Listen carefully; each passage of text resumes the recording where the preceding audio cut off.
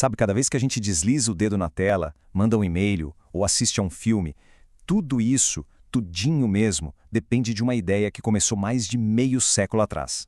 Nesta análise, a gente vai mergulhar em como saímos de um único computador que ocupava uma sala inteira para bilhões de aparelhos conectados que cabem, literalmente, no nosso bolso. É uma história e tanto. Para a gente entender onde estamos hoje, precisamos voltar lá atrás. E olha, o contraste é gritante. De um lado, o comecinho de tudo. Um poder de computação super concentrado, caríssimo e quase inacessível. Do outro lado, o nosso mundo, um ecossistema global, todo interligado. A pergunta é, como essa revolução aconteceu? É o que vamos descobrir. A nossa história não começa com um clique, não. Ela começa com uma porta trancada. E atrás dessa porta, em salas com ar-condicionado superpotente, vivia o rei da computação, o mainframe. Era uma máquina só, gigante, poderosa, que representava um mundo totalmente centralizado, isolado. Então, como é que esse isolamento começou a ser quebrado? Bem, a primeira grande sacada foi o time-sharing.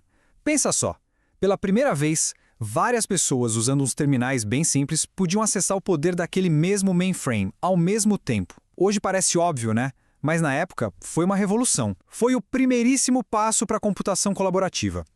Mas dá uma olhada em como era o processo. Não tinha nada de prático. Era preciso ir fisicamente até o computador, a conexão era super lenta e tudo, absolutamente tudo, dependia daquela máquina central. E foi essa frustração, essa limitação toda, que serviu de combustível para a próxima grande ideia.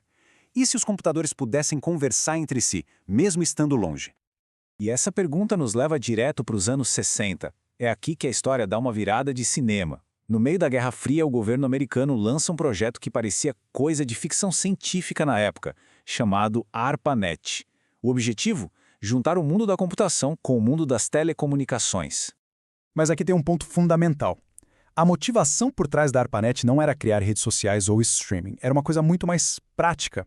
Naquela época, os computadores eram absurdamente caros.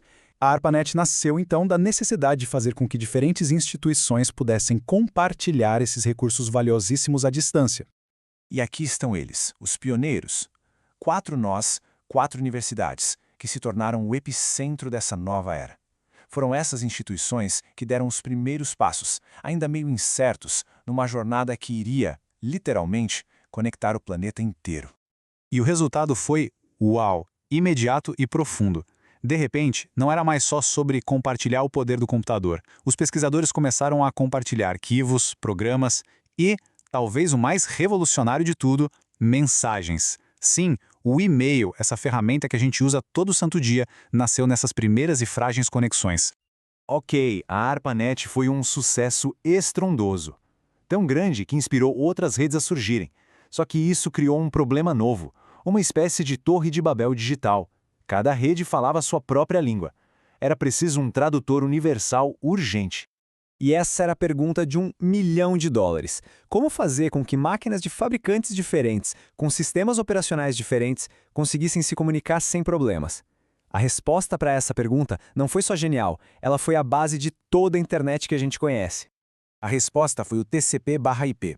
Pense nele como um ingrediente secreto, sabe? A linguagem universal que permitiu que qualquer computador, em qualquer rede, pudesse se entender. Ele virou o padrão da ARPANET e, com o tempo, o padrão da internet como um todo. Mas de que adianta uma tecnologia incrível se ninguém usa? O que fez o TCP/IP virar um fenômeno? A resposta foi ele ter sido incluído num sistema operacional muito popular e, o mais importante, gratuito na época. De repente, qualquer um com o software certo podia entrar na rede. Foi a democratização da conexão. E o resultado disso foi uma mudança radical. O baixo custo de entrada simplesmente derrubou a maior barreira que existia. Se conectar à rede deixou de ser um luxo e virou uma possibilidade real para universidades e empresas no mundo todo. O que veio depois foi uma explosão de crescimento, uma teia de conexões que começou a abraçar o globo.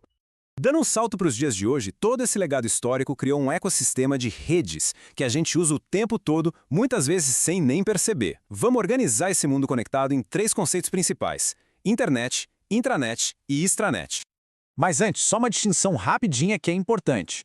Pense numa rede de computadores como ligar para um telefone específico. A gente sabe exatamente com quem quer falar.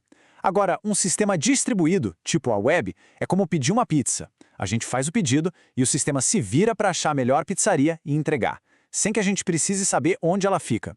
É uma camada de inteligência que facilita tudo. Primeiro, a que todo mundo conhece e ama: a internet. É a grande rede mundial, o nosso espaço público digital que veio direto da ARPANET. É onde a gente lê notícia, fala com os amigos e, claro, vê vídeos de gatinhos. Depois a gente tem a intranet. O jeito mais fácil de pensar nela é como uma internet particular de uma empresa. Ela usa a mesmíssima tecnologia TCP/IP, mas é um jardim murado, sabe? Só os funcionários têm acesso, para comunicação e compartilhamento interno.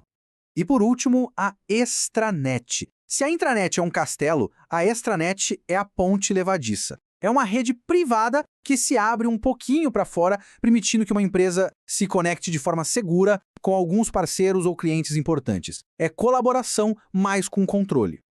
E o ponto mais importante de tudo isso é o seguinte: não importa se é a internet gigante e pública, a intranet fechadinha de uma empresa ou a extranet que conecta parceiros. Todas elas falam a mesma língua. Todas são construídas sobre a mesma base sólida e universal, o TCP/IP. E assim, a nossa viagem vai chegando ao final.